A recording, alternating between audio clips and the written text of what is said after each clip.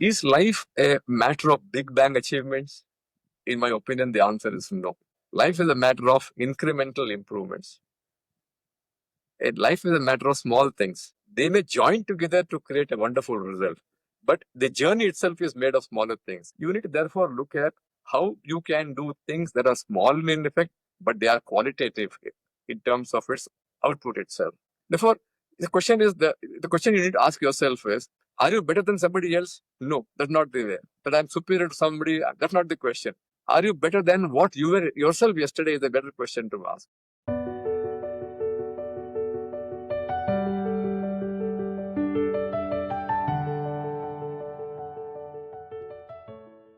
Ladies and gentlemen, boys and girls, welcome to Luminary Lounge. This is where we explore insights from lives well lived. I'm your host Murali, and today we have with us one of India's most distinguished tax experts and thought leaders, Mr. Padamchand Khincha.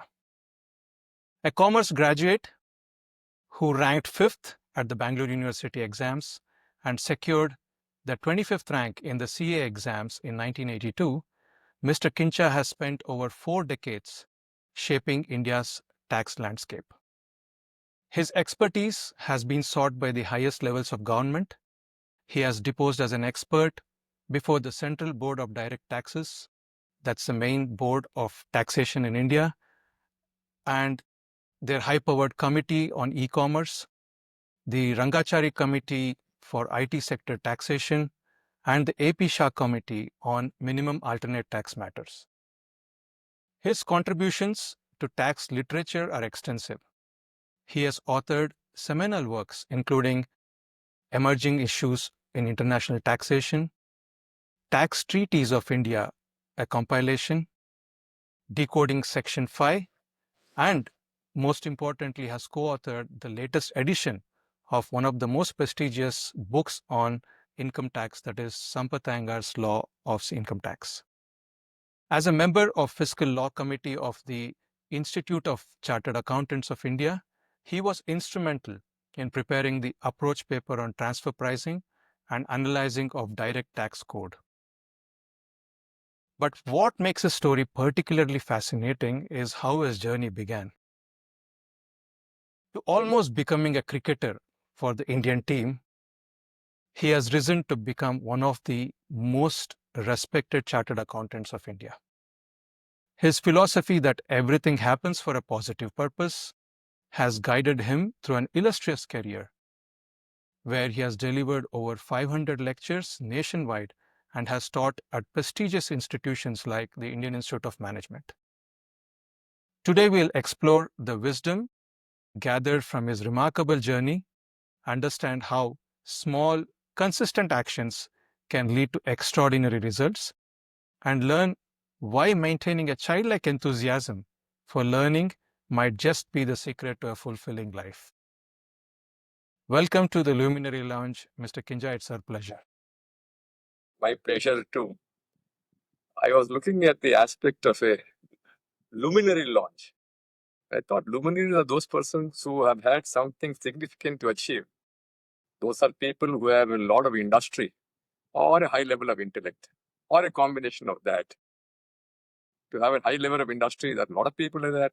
High level of intellect, a lot of people like that. And the combination, there are a lot of people like that.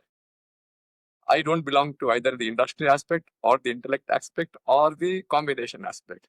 Despite that, you have chosen me is a matter of some surprise for me. I thought the next sentence was important. Lives well lived.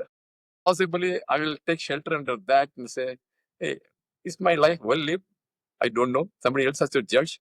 And if that's the position concerned, possibly I'll be able to share my experience with you. But I'm a little hesitant for the reason that from the family I belong to, there are many more better luminaries than I am. And nevertheless, I've been taken or chosen before them. And that makes us a little hesitant, little some sort of a hesitant attitude for me to say, hey, how and why have been chosen ahead of somebody else? Sir, what I would like to challenge here is you have been teaching probably not just one generation, a couple of generations, and Yes. many senior chartered accountants are your students. So I would like to throw it up to those people who are listening to us, viewing it on YouTube, to probably just put a comment down there as to why I chose you as a luminary for this Luminary Launch podcast. So that will be something that we will hear from people as to why you're a luminary. But more importantly, you've worn multiple hats, sir. You are a cricketer, you're a teacher, you're one of the top tax experts in India, advisor to government committees, and mentor to many. Which role, if I would say to just start this conversation, has brought you the most fulfillment and why? This is a question possibly to be answered in some sort of a sequence because I've never been a cricketer and a professional at the same time. There have been some sort of a linear progression to that extent. That during college days, I was a cricketer.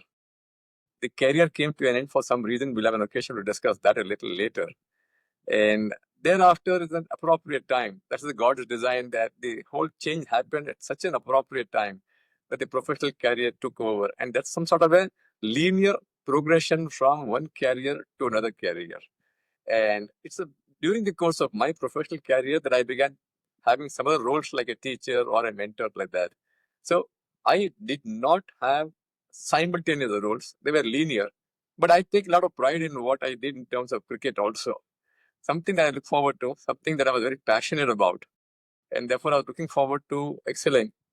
I had a good talent in cricket. I've had some very good compliments from people who are there. People who are not just cricketers, who are stars of this country concerned. I'm talking about the time of Gavaskar and Kapil Dev, with whom I've played about. So I've had some compliment from them also. And that is something that you treasure about. You may have had a very short career of cricket, not a very long career, because there was no encouragement at home to play cricket. And I began quite late in terms of a public appearance for cricket. Although I was playing local matches at the place where I stay, the public cricket came much later in second PUC. And from second PUC to second BCom, I was at the national level in a very short span of time.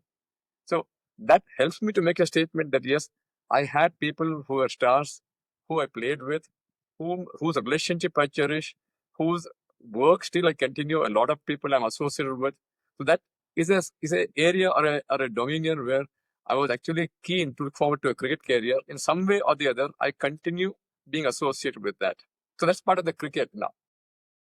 Now, coming to the aspect of a professional, it's something that I carried the legacy of my father. That's a great pride for me. My father was a chartered accountant. He had a very short life. But then for me, it was carrying the legacy of your father that you can therefore say, hey, my father was a chartered accountant. I'll therefore carry forward a legacy. And that's a matter of pride as carrying forward his profession. And he earned a very great name in a very short span of time. And therefore, if you have contributed to that legacy being continued, that's a great satisfaction. And over a period of time, it's 40 years now. If you look back now, I'm quite satisfied to say that it's a long journey. I wouldn't have had such a long journey in cricket. It's been a short span of 8, 10 years. This is a far longer journey where you've had an occasion to do so many things and showcase your talent or showcase your achievements to so many people. And therefore, to that extent, therefore, this professional life, if you look back, has been not a matter of regret, as a matter of joy and a matter of enjoyment throughout the journey. So, Now you probably understand why we chose you, sir. A life well lived. Because not only have you played national level cricket, but also the amount of contribution to the country that you have actually done is phenomenal. Now, as a routine with our podcast, we would like to start with how your family environment and early years shaped you. So, could you just take us through as you mentioned, a lot of luminaries in your family, few of them that I know personally. So, how did this family environment shape you, and how did this upbringing shape your approach to, say, professional ethics and integrity later in life? our family history has been a matter of some discussion. My father, I made a mention, died very early at 37, marginally above 37 years. He was just 37. He had just established his practice. We had no assets because he had just established practice, being a first generation professional. And quite a few of his income went back in treatment. He had to travel from Bangalore to Bombay for his treatment. with no facilities available in Bangalore. I'm talking about 1960. And we were 8 siblings, 6 brothers and 2 sisters. And my mother was there, 9. Now, my eldest brother at the time of my father's death was about 14, little more than 14 years. Now, we had not established our credentials to be good people. And therefore, the question was, who will come forward to take care of the 9 people, 9 mouths to feed? And these fellows can turn out to be useless fellows. They will not return back. They will not give you a favor back. And therefore, none of the relatives came forward to say that we would take responsibility for this family. There was a person unrelated to us who did chartered accountancy course under my father. And he was told by my father to look after my family. So this is a case where somebody who was associated with my father, for whom that my father, he had a very high regard. My father made a statement to him to say, take care of my family. He had his own 5 people in his family and 9 of us. He took unbelievable care. It's just something to be experienced, something to be seen, that he took care of us. Now, this is the history, therefore, I need to make a statement about that we, as 2 families who are unrelated, have cared and shared all these years, 64, 65 years from 1960. Can you just share the name of this person, sir? Mr. Mohanlal Khariwal. Mohanlal Khariwal. We have cared and shared all the 65 years. Now, this is unbelievable in terms of a real life anecdote or an incident to say that 2 families technically not bound by blood relationships can continue, stay, care, share, live a wonderful life. And that's the issue that's the cause of our reputation and respect in the society, that because of my uncle who sacrificed his life for somebody else. He didn't say, hey, this is my practice, I take it over. I have my own 5 people to take care of that. Not been a natural tendency for anybody else today like that. But he took unbelievable care, and that is something to be experienced as to what an evolved man he was. That's something to be experienced. I can't even describe that. My mother was absolutely not educated, but brilliant in terms of our innate intelligence. My brothers were academically very well inclined. By the time I saw them, they were very well academically inclined and also academically well performing. So that led to a situation where, as a group of a number of people concerned, we are now about 80 plus. We're 80 plus today. We joined together, we're 80 plus. So today, to have a single heart, to single binding force of 80 people today is remarkable. And that's something that you can't have many families showcase that talent to you. And that's the reason where we are today possibly recognized a little more. That somebody giving life for somebody else, somebody joining together to say, I need to work for a common cause, for a relationship, not for an inward looking individual benefit or some sort of aggrandizement. We have worked therefore as a group. And that is the story of our family, that we have been possibly respected for this aspect of our life more than anything else. And you brought in a lot of points there about how somebody thinking about something big can change many lives and can change the future of many lives. So that was a wonderful. I would say I'm just moved by the fact that, as you said, 80 people beating with one heart. Yes. That was a strong statement there. Even today, that's the way it is.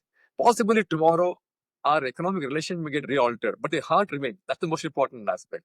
Naturally, inevitably, possibly, the economic relationship may get re-altered, and that will be inevitable over a period of time. But the most important aspect is, can the heart stay together? That's the most important aspect. And the way we're going about that still is now in evidence. That's to me the greatest satisfying aspect of entire conduct of ourselves as a family. Now, I can see a very childlike enthusiasm in you, sir. But was the young Padamchand also very similar or was more enthusiastic? I was quite enthusiastic right from my childhood. Lot of energy, lot of enthusiasm, doing things very well. And the young age was a matter of discipline because we were not having good means. But by the time I came into childhood to some sort of a issue concern, we were settling down a little better economically. I was among the 2 youngest of the siblings concerned. If I had 8 siblings, I'm number 7 and my younger brother is 8. So we were a little more cared for. We had a little more marginally better things in life than our elder brothers in the family. But what's important therefore for us was that, yes, we had a good life. One, two, large number of people, siblings are a large number, neighbors are there, friends are there. Our house was a beehive of activity always beehive of activity. And that, in terms of a relationship where you're maintaining this continuity, your interactions and your relationship, help the formative years of my life. And therefore, I was able to find examples of excellence within this group itself. How do you therefore react? How do you behave? How do you therefore contribute? And how do you ultimately, therefore, what are the goals in life that you need to emulate about yourself? And therefore, that hard work, that discipline, and the academic excellence that I saw from my elder brothers did help me condition my life in that point. And what were your dreams like, sir, and aspirations? Now, chartered accountancy probably came a little bit later, right? You said about cricket, but was there anything else happening when it comes to your aspirations there?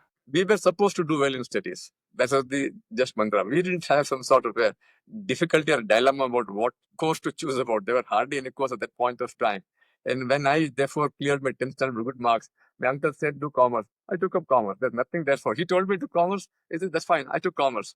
Now, therefore, this is the important point I thought to make, that there is nothing called, in my opinion, as being suited to a particular profession. If you're devoted, if you're dedicated, anything can be a field that you can excel about. And whether I'm a chartered accountant or whether I had the innate ability to be a good chartered accountant, I don't know. But then by your dint of efforts, by your dint of commitment, possibly you can showcase the situation that, yeah, you're meant to be a chartered accountant, and that's the way you showcase yourself, therefore. So That's to that true. extent, therefore, we didn't have a menu of choices at that point of time. He said, did you see? I did see. For all six brothers. He said, you become a doctor, you become an engineer, you become a chartered accountant. All of us did what my uncle said. And we had no questions asked because an evolved soul telling you something, Very that true. is the Very best true. possible thing that can happen to you. And therefore, you can't therefore go against to say, why should I not do this? Why should I do that? I think this is a lesson to a lot of youngsters now, especially when seniors or mentors try to tell them something. Probably there is an element of wisdom, experience that comes with those messages, and Right. I Extremely think important. it's yeah, Absolutely. I think there's a wonderful message to youngsters listening. Absolutely. And if I'm not mistaken, you are meant to play the West Indies team as a cricketer. I heard it in one of your talks, and you would have faced probably Malcolm Marshall and Absolutely. I don't know, This but was because the tour of but the coalition. Kallicharan, yeah, and Actually, after life the had backward series. Yeah, yeah. so life had different plans. Can you just tell us about what happened the day before It's this again an match? interesting story of how to look back to life. I was there as a good cricketer, possibly at my age, and people tell me I was the fastest in the country by a good margin at that point of time. That's What what was your people. speed, sir? I Probably don't have the 130s, meter to 140s? say. Yeah, a little more than 130, definitely. They tell me I was a Okay. couple of yards faster than Kapil Dev also. Wow, very good. So that's Okay. the way they compliment that way. And therefore, I was looking forward for a good career to say that, hey, I'm now playing against the West Indies. Kalicharan side has come in. I'm now in the 14. There were only two fast bowlers. So apart from the captain, we are the only two fast bowlers with a certainty in the team. Anybody else was to depend upon the ultimate selection. Yeah, We were yeah. the only two fast bowlers. Hemodikari was our manager.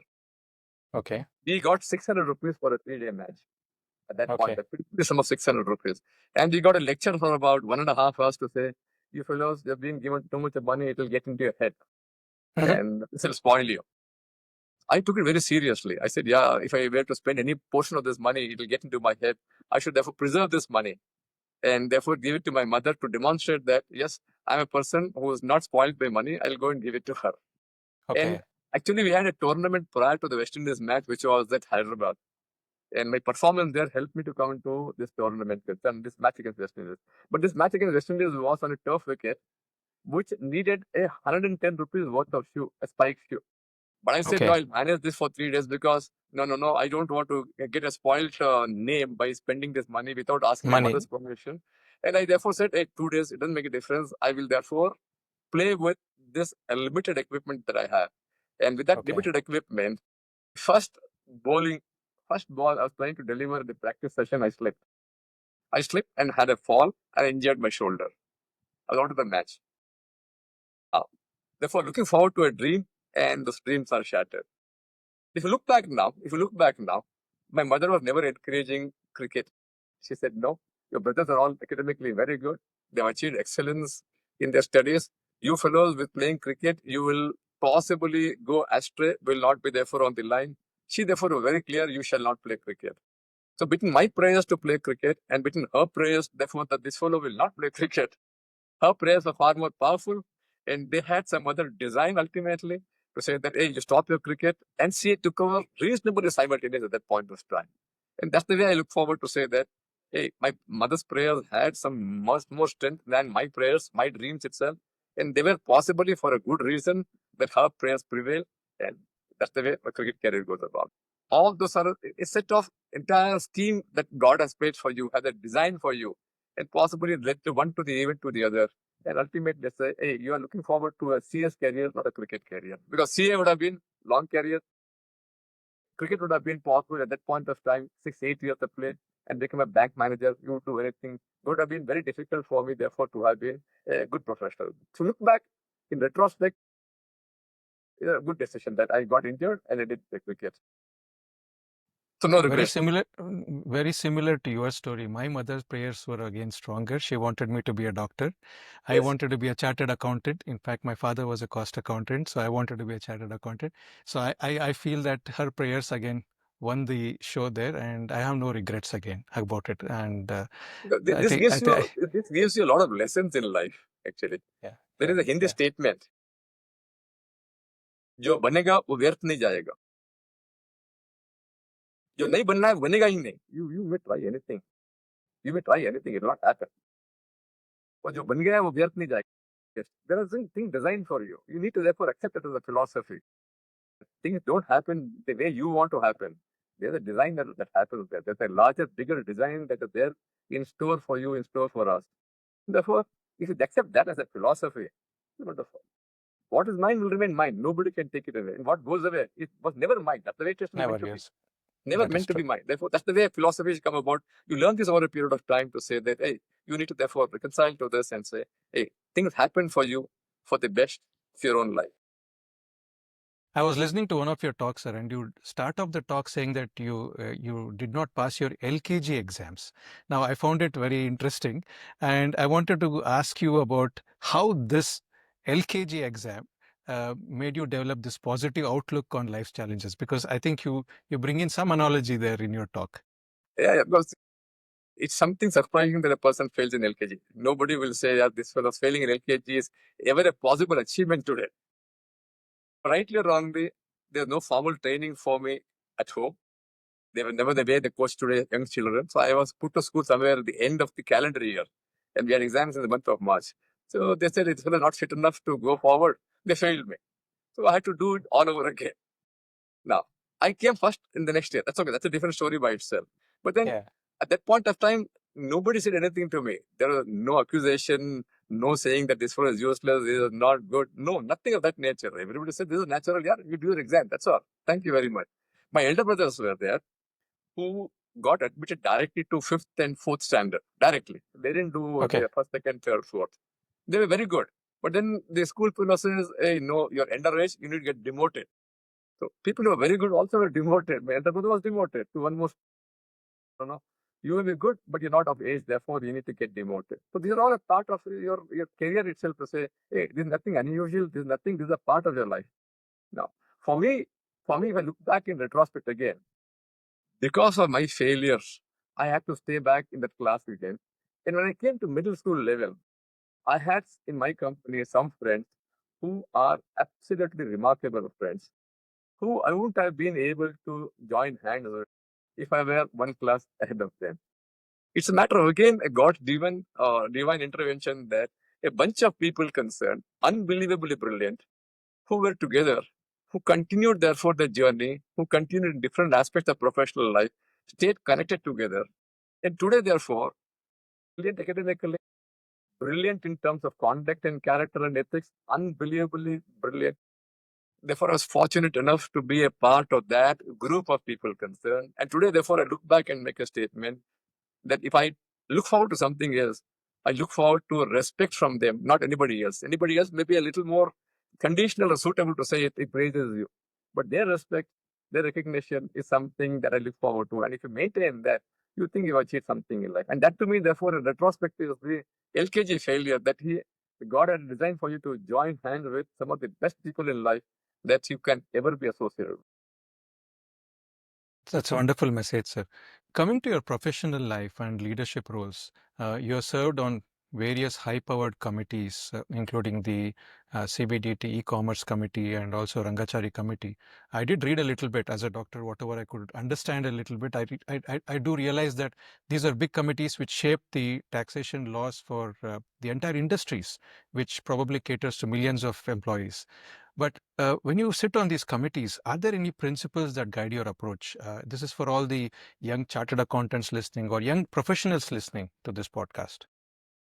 What happens is that we live in a very dynamic environment of business. And regulations that try and control business are a little archaic. They are a little behind the way business development itself. So therefore, there is always a constant battle to upgrade your legal environment or the statutory environment to say, how do you meet the requirements of law? So this exercise happens on a continuous basis from the government side. A lot of committees, a lot of efforts happen annually, biannually, across the years concerned. And having reasonably done well professionally, you're invited to be a part of some expert discourses for them. I've never headed a committee at all. I've never headed. So I've not But you've laid down been any policy guidelines myself. I've not done that. But then your contribution to to the thought process itself is something that I look forward to. And therefore, what do you do then? You should take some philosophical aspects to concern to say that what law you're proposing, is it therefore sound in terms of conceptual analysis? Is it economically rational? Does it therefore reflect what the economy and what people in the trade or merchant community, they look at it as something that is natural? So yes. is it something that is enduring in terms of its statement? If you do a lot today and you try and change in 6 months' time, it doesn't make sense. So what drives you in these contributions is that you call it to be of enduring value, of therefore reflecting the economic essence of the transaction concern, and therefore addressing the law should be such that it is flexible enough to address evolving business scenarios.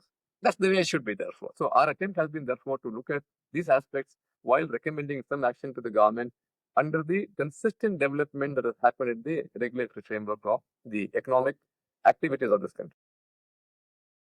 And another very interesting thing which I was researching about you was the weekly tax discussion group. Now, this I found very fascinating because only post COVID have we started doing online webinars, online discussions, and where people are doing on a regular weekly or monthly basis. But I'm talking about 25 years without interruption every week, 3 to 4 hours. Now, what drives this remarkable consistency? I'm really, inquisitive to This is know. again And something, yeah. This is again something that you look back with pride now. When we began, we never thought we will be achieving all of this. So I was teaching at the CA Institute. I had a student of mine there at that point. I can call him a student. And he was brilliant. Then when he cleared his CA, I said, hey, let us then begin some common platform of discussions. At the point of time when we said, we will therefore have some way in which we meet and share our thoughts. And what thoughts, therefore? We need to have a basis for your discussions. And we said we meet every week because we have a lot of publications because courts across the country are giving judgments all across. So we have about 6, 7 publications a week, maybe about 1,000 pages a week as publications come about. And therefore, we need to be geared up to say that, hey, we are updated on this matter concern. So we chose one of the magazines concerned as a basis for meeting and discussing. Now, we also were very clear that before we meet, we should have read that book word to word, line to line, page to page. No question of skimming through, no question of looking at through, no question of saying that, hey, you have read, you discuss, I will listen to you. No, nothing of that. So you need to therefore have the commitment and sincerity to your discussion. And we have maintained that till today. We have maintained that. On no day we have gone to the table concerned to say we have not read for the day today. One. Two, this is not the end of the story that weekly meetings. We then had this logically led to a certain writing endeavors. And therefore, we began meeting for writing also. Additionally okay. to the one day a week, when we began writing articles and books, and we therefore said, hey, we need to meet again. Again, we meet. Then we had therefore lectures to be given by each of us, which is of the latest aspects concerned. So we meet again on this matter to say, how is it that we exchange ideas? So these are some things of an environment that is unfettered in any aspect whatsoever. No timing constraints, no subject constraints, no limitations in terms of how do you go about discuss. Multifaceted discussion can happen. Therefore, there's no limit to time. Only thing is, has this been a qualitative discussion? This has gone on. And it has helped us unbelievably. It has helped us unbelievably. We are also in litigation. The person friend of mine is now a senior advocate itself. So I am in lesser litigation, is in more of litigation.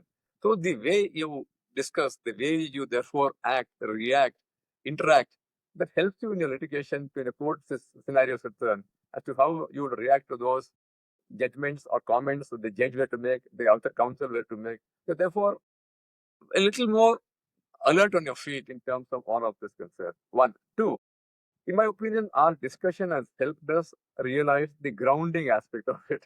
I've read it at home today, and I think I've read this very well. I've understood this whole very wonderfully well. We go to a meeting, and somebody makes a point to say, yeah, hey, this is not the way you should read. The other way, something where you have read that point in a different manner altogether. You're immediately grounded that what you thought about your understanding of a particular point of view has been shattered by somebody else. It happens mutually for both of us. It happens mutually.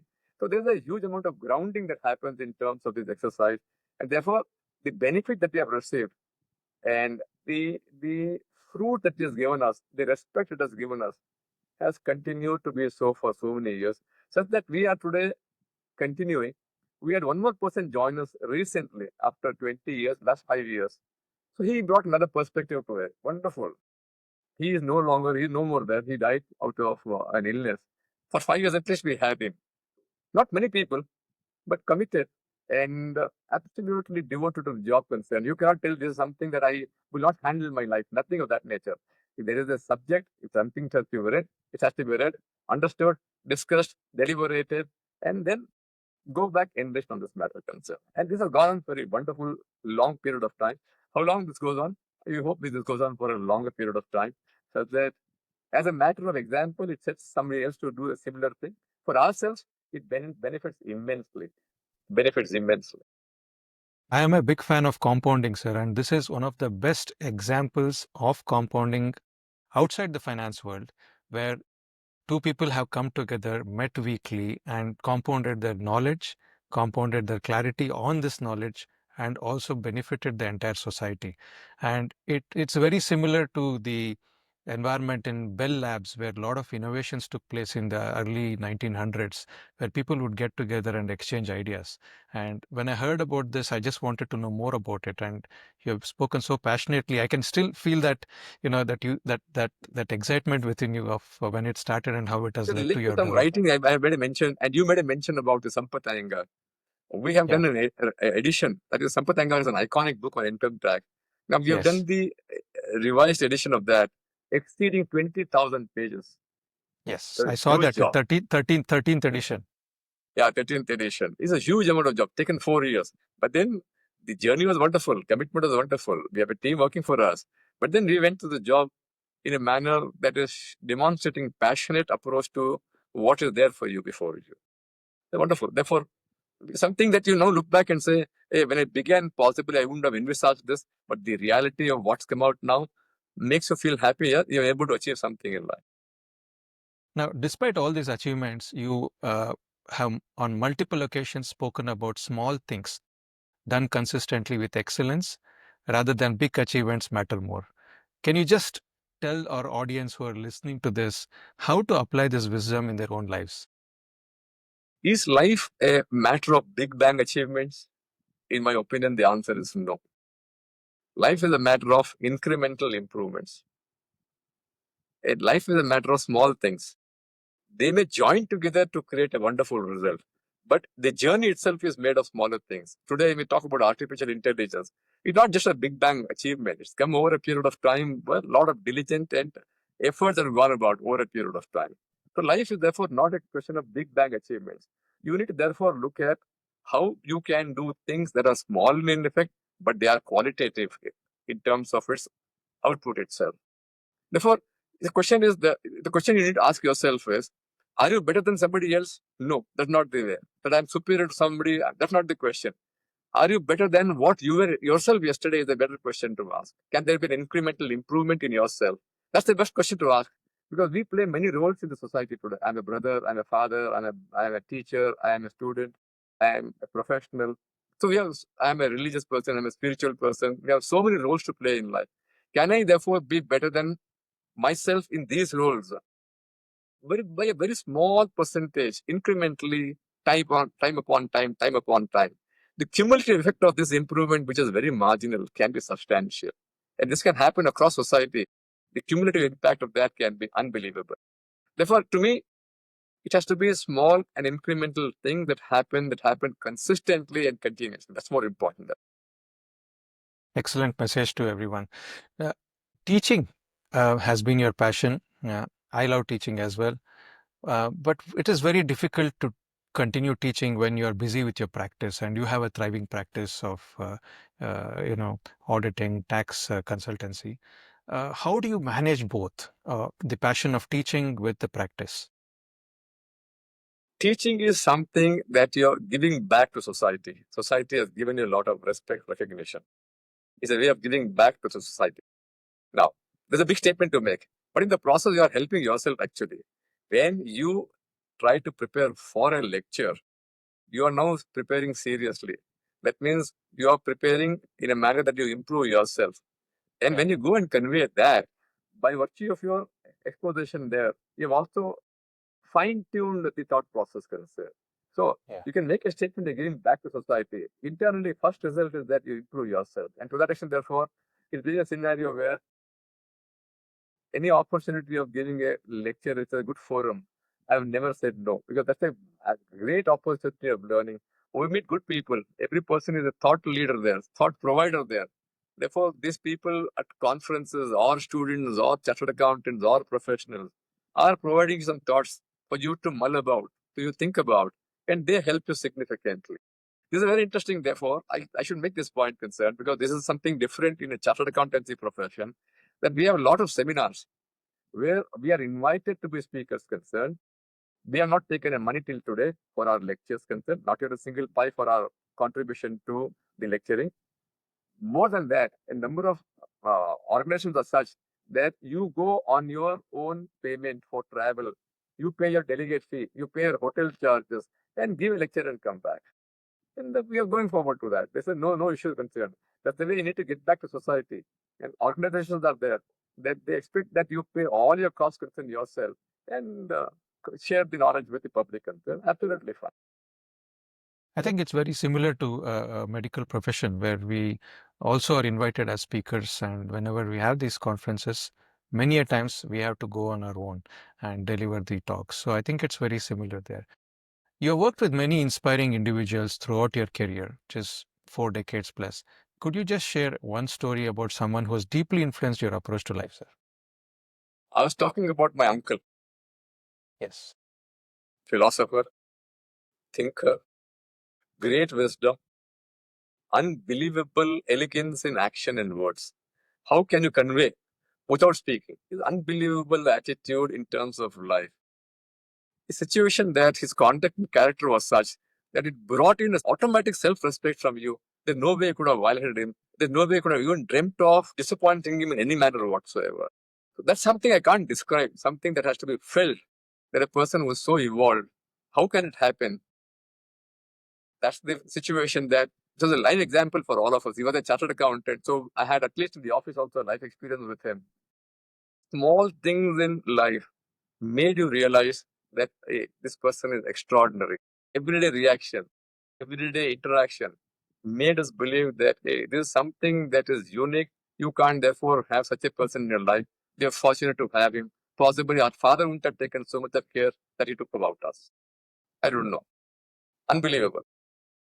That's something that actually leads me to the next question, because young people nowadays are, I would say, challenged with the dilemma of preserving their values, building a practice based on these values, and also challenged by the unethical ways sometimes the society works. So, how does somebody stay true to their values, build a practice that actually stands for both excellence and ethics? What is your mantra or This is a difficult question because people today want materialism. People want success, and this success is all materialism. To me, success is different. Success is, are you therefore committed? Are you therefore persistent? Are you therefore performing? That is success. Are you therefore having a life which is full of enthusiasm?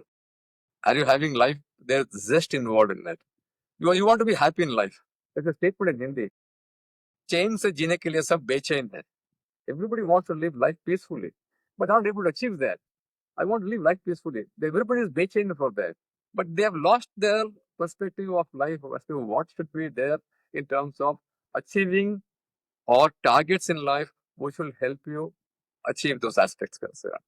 Today, there's an aspect of self-importance coming in a little more. We're having technology coming in. We're having gadgets coming in. We have information obesity. I'll call it as information obesity coming about. We're therefore enamored with too many things that are happening today. And we therefore are lost some of our own essence to say that what should we be? What should be our goals? How should we therefore set ourselves to be some sort of a center of our own action concern? How can I have the best version of myself? That's the most important aspect. How can I have the best version of myself being showcased to the world at large? That is somewhere we are losing focus about. We are becoming intelligently very wonderful. Emotionally, we are going down. Spiritually, we are going down. So, therefore, the balance concern today is therefore how to look at this life. This life is a sort of a balance which is well lived, well led. We are looking for something else. No, beyond yourself. Can you look beyond yourself? Can you be therefore having a perfect attitude to life? This attitude word is extremely important. If you have this A as 1, T as 20, something like that, attitude comes to 100 marks. It comes to 100 totally, absolutely. So the attitude to life is extremely important. You can develop attitude to being happy. You can develop attitude to being kind. You can develop attitude to be giving. You can develop so many attitudes concerned. And these attitudes help you remain passionate, help you remain happy, help you remain saying that, hey, this is a choice. Happiness, in my opinion, is a choice. It's something that you can cultivate. Happiness is a choice. It's not something that external can come about. It's a choice of mine. So I should work for a situation that, as a matter of choice, I should therefore be consciously doing something that's going to make me happy. A lot of important, I would say, statements that you made. One was information obesity, which again I totally agree, and the value of choice, of choosing what you want to be and how you want to live your life. The other thing is just probably troubling people now is the artificial intelligence. And in your profession, as a chartered accountant, do you think this will have an impact in the future? Will it automate things, and therefore would jobs be again, this is one question which keeps coming up whenever we talk about artificial intelligence. Do you see that kind of harming the future careers? The artificial intelligence is a tool. It makes you function better. You appreciate that. It's something that is intelligence that's non-biological. It's not a biological intelligence. It's an artificial intelligence. Therefore, it has a function to play. It helps enable you to increase your productivity, your efficiency. But there's a limitation to that. So, to the extent of such jobs that are mundane and routine jobs, possibly Yeah. you will find out artificial intelligence taking over. Along with artificial intelligence, we need to be mindful that we are not naturally stupid. That's an important aspect. Therefore, that's as more important that we should therefore be geared up every day to say that, hey, when artificial intelligence is improving, have I also improved parallelly? The Yes. phone is smart. It's not the fun of the phone being smart. I need to be smart. The phone is smart. It doesn't help me solve a problem. If you're a doctor, a patient will come to you. He gives you a problem. You have to react to that. You can't say, I'll feed this to an artificial intelligence. Come tomorrow, I'll tell you the diagnosis of this. Yeah. No. So you need to therefore be constant in terms of updating yourself. And that is artificial intelligence in terms of information. It does not translate to knowledge, does not translate to wisdom. That's all a human endeavor to happen. Therefore, your consistent devotion to particular aspects of information will help you evolve to knowledge, will help you evolve towards wisdom. That's an extremely important aspect we need to realize. That they can help you in mundane things, they can help you in a lot of things. But I think, in my opinion, they should be only held as tools that will help you produce or work efficiently, not necessarily replace a person concerned. Every day in your medical profession or in our profession, things are new, things are unique.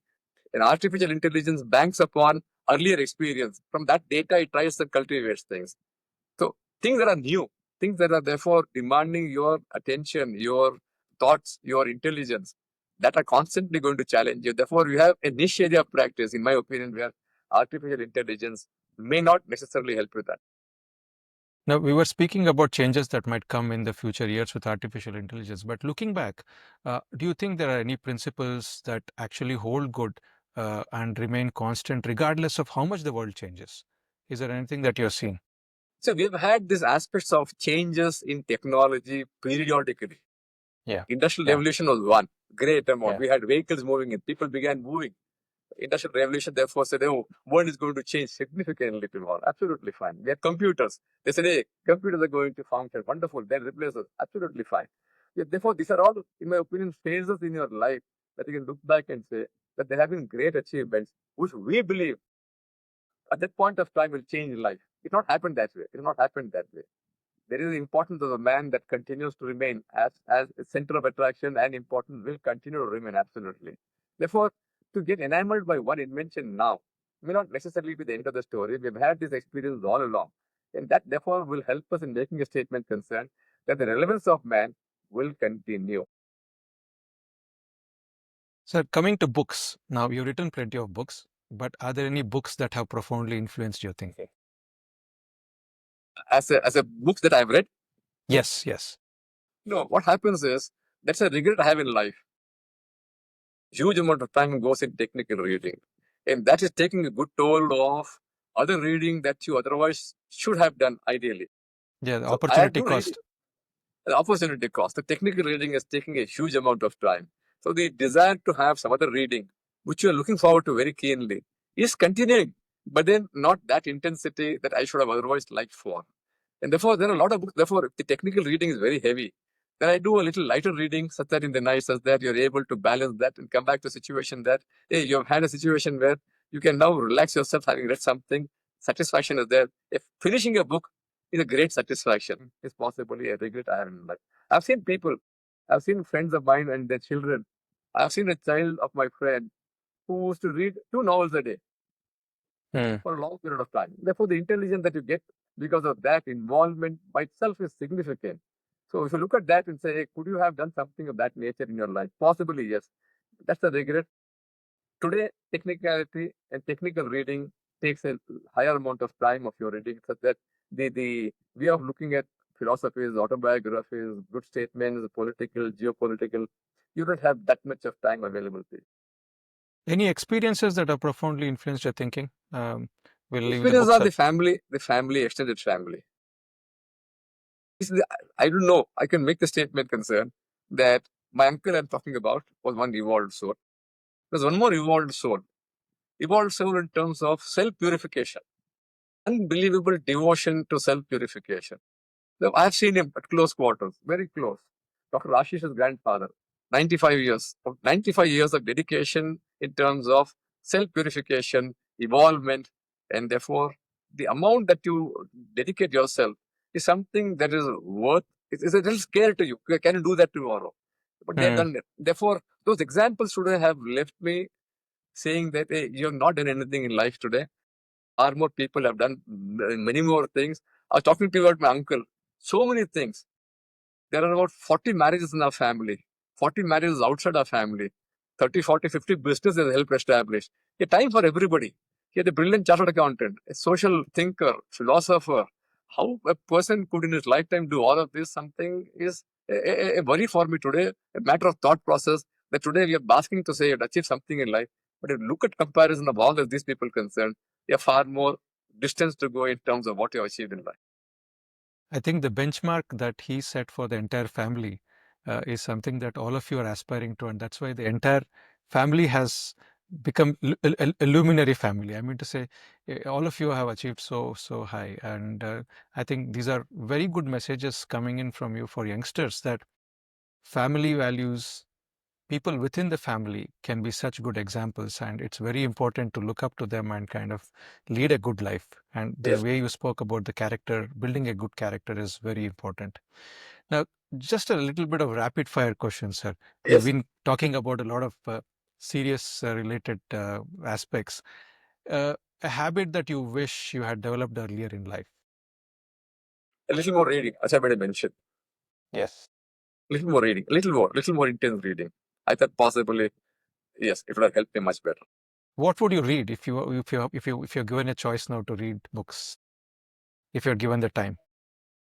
If you look around people concerned, this is a good fortune I've had because you're reasonably well endowed or well known in your professional circles. You have met brilliant people. That's a good thing of excelling in a profession. To me, therefore, the suggestion would be that excel in a profession, you necessarily meet a one stratosphere of people who are excellent. So in Yes. looking at people there, the stratosphere of people, you Yeah. find many shades of goodness, many shades of excellence. So what do you Yes. do there? You think you should achieve everything? Not be possible. So I have people who are brilliant in terms of their reading, in terms of spirituality, in terms of conduct. So how do you therefore imbibe all of these qualities becomes an issue for you? Therefore, the question therefore for you would be, yeah, is there anything that you can do yourself in life? Absolutely, yes. What? Very difficult to therefore identify. The next rapid fire question, your idea of perfect happiness. I made a statement, happiness is a choice. Yes. That's the choice, that's all. It's a perfect therefore. To me, Okay. therefore, what is happiness? If I had a good meal, I'm happy. I went on a holiday, I'm happy. I went on a good, wonderful tour. But these are all transient. Happiness is when you have enthusiasm, when you have just, it's a matter of continuous happiness. If you have enthusiasm, there's a matter of continuous happiness. Therefore, have zest in your life. Nothing can therefore help your happiness staying away from you. Otherwise, everything else is temporary. But this is something that can be consistent with you, and that's your choice. That you can be enthusiastic, you can have zest in life. That can be a cause of perpetual happiness for you. Excellent message. How do you unwind and recharge? If you do have to unwind, that is because considering that you're enthusiastic and joyful most of the time, I don't think you might require a chance to unwind because you seem to be joyful all the time. But if there is anything, how would you recharge? There was a statement read by Abdul Kalam. Salute your work. You don't have to salute anybody. Pollute your work and you'll have to salute everybody. So be good professional. Salute your work. Enjoy your work. In that enjoyment itself, there's everything that's available to you. There's no need of unwinding itself. If you love your job, there's no question you've ever worked at all. Now, You know, work. going back to our first episode, we had Professor Rajshekharan, who heads the orthopedic department in Ganga Hospitals, and he mentioned more or less the same thing. He quoted I thought, Abdul Kalam ji, and he mentioned the same thing about how we should be aiming higher in our profession. So absolutely. yeah, I think you echoed the same thoughts. The next difficult question that I have for you is if you could have dinner with any three people from history, who would that be and why? I don't want to have only dinner. I want to have continuous association, not just one dinner. Okay, That help me a lot. okay, okay, I shouldn't have people who therefore help me grow, yes, who help me grow. So that yeah, somebody who will help me grow from all aspects concerned. Possibly those people I made a reference to, I would have desired I would have spent much more time with them. okay, Would have therefore imbibed values much better than what I am today. One. Two, when you look at these people concerned, you find that there is evolving in terms of everything, evolving knowledge, evolving personal, evolving wisdom. Therefore, you need to meet a Sarvagna. That's a desire for me to say, the person who can answer everything for you in life. You should therefore be looking at forward to say, hey, I should need a person who is that type of a person evolved because we have shades of brilliance today. The shades of brilliance are all transitory. I don't think there is anything else because people are brilliant in all their fields concerned. We have many more brilliant people across. So the brilliance is, in my opinion, situational and limited. I need to have a person desiring who's having all-round brilliance, who can answer anything, who's respect for everything in life. That's the case I would look forward to. And I Any, will any grow. specific any specific person, sir, that comes to your mind when you No, talk no. So about? you read philosophies every day. You read Bhagavad Gita. You have your own spiritual, religious culture there. So there are Yes, so many yes, aspects of it that you think that hey, this is this is extremely important. This is a message I thought I want to give also. Today we are possibly having the spirituality a little at the back step. It's extremely. Do we think we'll do it tomorrow? No, no. It has to be done today itself. That spirituality has to be, in my opinion, has to be done today itself. It helps you having a wonderful balance of life that gives you meaning to your life. And that's I extremely agree. important. Therefore, I think that the younger generation may not agree with me today, but nevertheless, I would venture to make this. I think there is a move towards going towards spirituality, and I do see a few youngsters moving towards that. So I think it's not a generalized statement that probably we need to make, but I'm not looking at religious rights and all of this today. I'm not looking at all of that. As a person, are you better than what you were yesterday? That's all. yes, That's yes, that's the yes. that's the evolution that I'm looking at. So the religious rights, going to temples, doing that, I'm not so concerned with that. Those are part you may do, you may not do. But as a matter of a human being, are you therefore involving and imbibing something? The nature is a great lesson to us. Nature is a great lesson to us. It's a matter of giving. Therefore, can you therefore imbibe an attitude of giving? Water gives, Yes. trees give, air gives, sun gives. Everybody gives only. There's no question of taking. We are the fellows who are taking everything. We want to take. I want to look inward and say, this is for me. This is for me. Replicate nature. Try and do something that's for the welfare of somebody else. That's a wonderful. So we come to more or less the end of our conversation, but I have a few questions to end the 1 hour wonderful conversation. You moved from being a young chartered accountant to one of the highly respected authorities in taxation. If you were to look back on your career, one most meaningful contribution that you've done, what would you kind of be very proud of that? This is the contribution to the profession that I've given back. Can you help somebody improve in a profession? People who are working with you, people are outside you. In whatever manner, are you available to them? Are you therefore saying that something that I should not keep to myself? I should be willing to share. Not that if I were to share some knowledge, somebody else will take advantage. Never of the question of that nature. So always willing to give, always willing to share. And people who are working with you or who are beyond you, to see that yes, everybody therefore has the benefit of some discussion, some benefit of value thought process concerned. You imbibe from them. They tell you so many things in life. You therefore learn from them. You give it back to them. Therefore, this aspect of sharing is something that I would think is a good contribution that I've had. Never have said no to a professional. People can give me a call on the phone. I'll answer them. I'll not ask them the number. There isn't difficulty. The difficulty is giving a call. He doesn't want to give a call for the sake of giving a. He doesn't want to just waste his time there. So it should be available for people to say, I got to answer question for people. I was hoping for an answer which would be on the lines of, yes, I've written this book or I've done this achievement. No, no, no, no, The, no, no for achievement. These are all. yeah, the person that you are now in the last 1 hour, I've understood that giving is such an important thing in your life that you didn't hesitate to say that helping people, mentoring the future generations has been the main key thing that has given you the most meaningful, I would say, value in the last 4 decades of your profession. Thank you very much for doing that, sir. Thank you. Thank. No, there are a lot of Uh, situations that come about in life that you are able to showcase your leadership qualities, your excellent qualities. You should therefore come forward and showcase your talent, your outwardness, your caring, your sharing. Occasions come across life. You should therefore not back out to say, "Mere ko kyun karna hai? It's not my job." No, no. You have to go forward and. the last question that I don't want to take much of your time. I know how busy you are.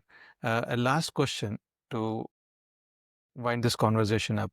A favorite quote that resonates with you on a daily basis. There is a quote, a small quote. I'll talk in Hindi. Prabhu bhajo, Prabhu bhajo, Niti sajo, Parto paropkar. Prabhu bhajo means have God. Be fearful of some power in this world that will help you guide your conscience, your work, everything. Niti sajo, be ethical. Niti is absolutely ethics, no compromises, absolutely high quality work. Parto paropkar. Paropkar means help people. Three aspects of life.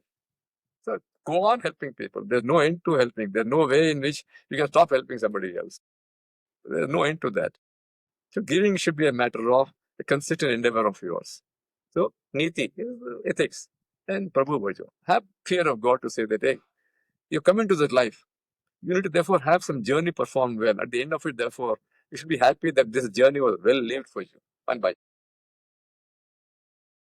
Sir, these were very profound words, and with these profound words about how we should have a guiding force, how we should be able to contribute and add value to the society and be ethical and stay of the highest character, we come to the end of today's episode of Luminary Lounge. Mr. Khincha, thank you very much for sharing your journey with us, from your cricket field days of playing the West Indies team to the corridors of professional excellence, and most importantly, for showing us how every experience, I would say even failing your kindergarten, can be actually a stepping stone to something greater. Absolutely. Your story actually reminds us that success in life isn't about grand achievements, because you didn't speak about any of your achievements. You always spoke about the small things, and doing these small things consistently with great sincerity, improving day by day. That is true fulfillment. And it also comes from maintaining enthusiasm for learning and growth. I think I'm summarizing your entire philosophy here. Absolutely. Much better. You would have done this in 10 minutes. I would have been over then. So to all our listeners and viewers, I'm sure many of your students are watching this, because you're so popular among the chartered accountancy network that I'm sure many of them will log in to watch this. So thank you for joining us on this Thanks to enlightening you for journey. inviting me here and giving me some amount of self-importance that I don't deserve. No, sir, it is. See, if there's one thing to take away from today's conversation, it is that life setbacks often carry hidden opportunities, and maintaining a positive outlook while doing consistent work can lead to extraordinary results. And your weekly tax discussion group is the best example. So thank you very much for joining. Thank And you. for more inspiring conversations like this, please don't forget, for all our viewers, to subscribe to Luminary Lounge, where you get these podcasts. I am Murali, reminding you that every life has a story worth sharing, and every story has a wisdom that's worth discovering. So until next time, keep learning, keep growing, and remember, as Mr. Khincha said, keep improving day by day. Thank you very much, sir. Thanks.